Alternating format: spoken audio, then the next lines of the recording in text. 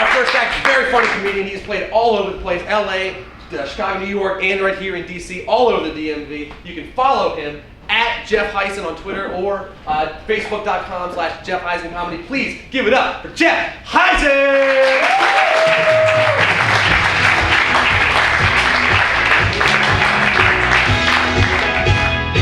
Right.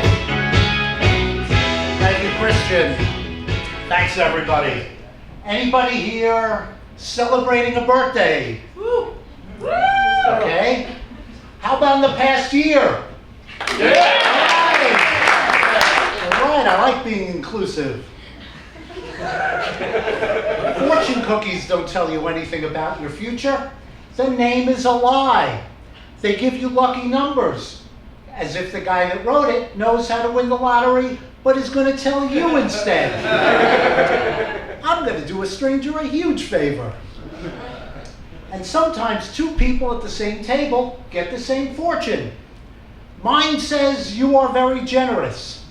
Mine does too. And you end up arguing about whether it's fair to split the check because one of you had an extra drink. So much for that fortune.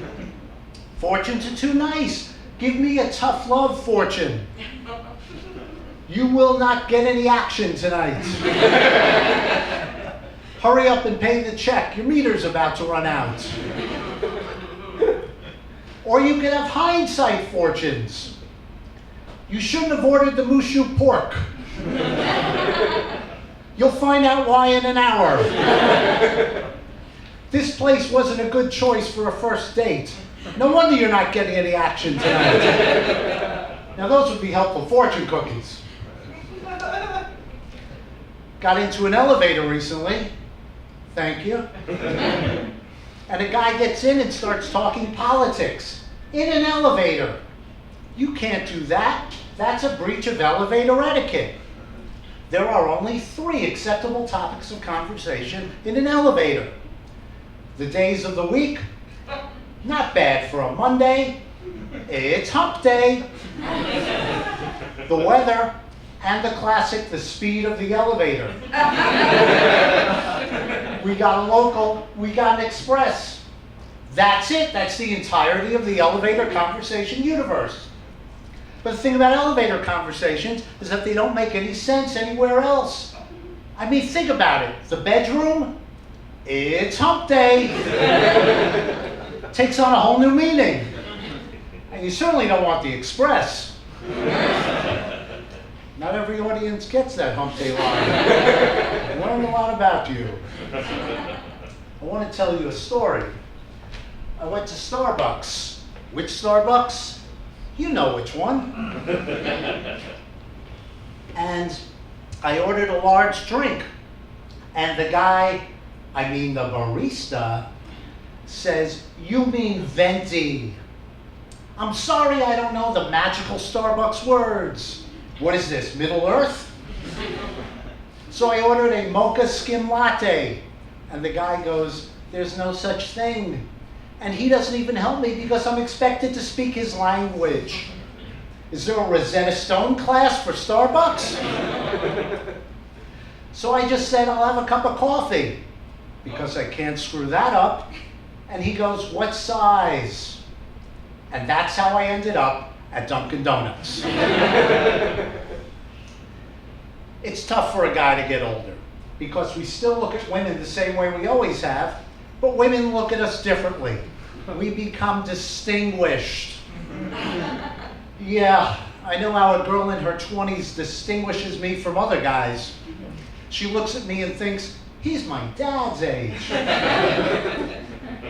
At work, I'm that nice middle-aged man that young women come to with their problems. But not hot girls in their 20s problems, boring problems, like you take to dad. So I'm at my desk at work, and a young female colleague asks for help with our new computer system. I guess I look like someone who knows how to fix things. Like a dad. And she says her computer won't start. And I tell her she has to put her ID card in first.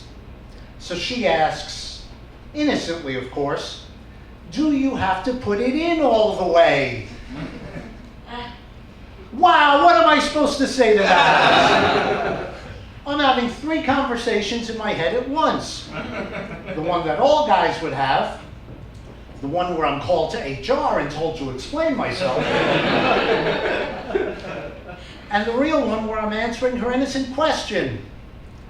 But then she doesn't stop. Then she asks, if you take it out, can you put it back in again?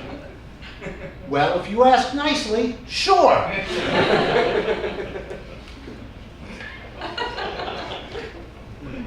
Thought about that one for a little bit. The one type of shopping nobody likes is car shopping. But I always go to the same dealer, I get the same salesman, and he's always happy to see my wife.